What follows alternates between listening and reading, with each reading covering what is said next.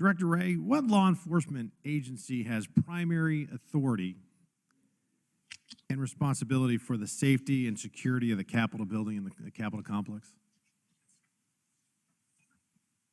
Congressman, my understanding is that that's the U.S. Capitol Police. U.S. Capitol Police.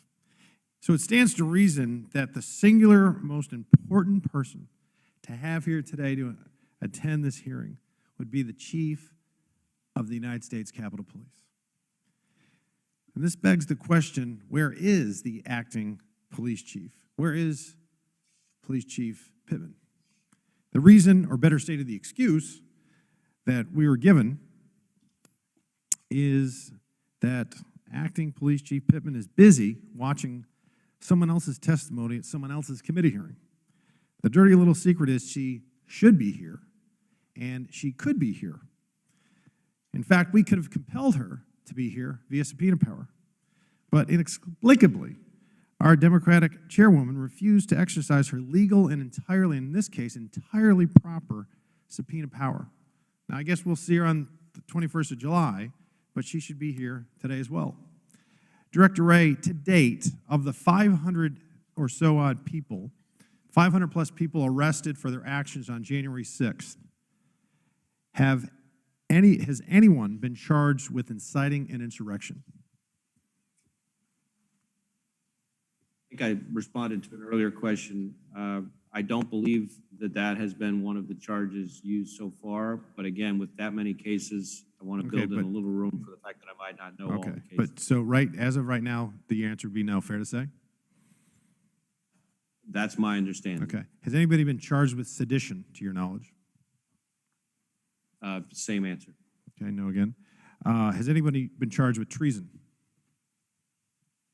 I don't believe so. Okay. Has anyone been charged with illegal possession of a firearm inside the Capitol on that day? I believe there has been at least one instance of someone arrested with a firearm in the Capitol, and there have been a number of arrests of individuals either en route to the Capitol or near the Capitol for the siege. Director, but I don't have the exact number. Director, inside the Capitol, so there has your testimony is there is one person that has been arrested for illegal possession of a firearm inside the Capitol building that day. Is that correct?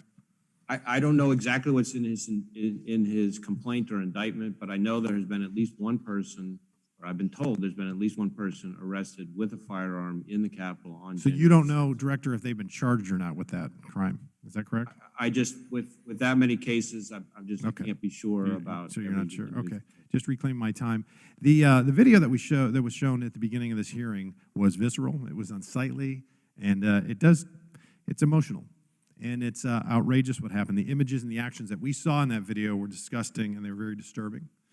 But so we're supposed to believe here that the best way to describe the events of January 6th should be calling it an insurrection. At least our friends across the aisle say that.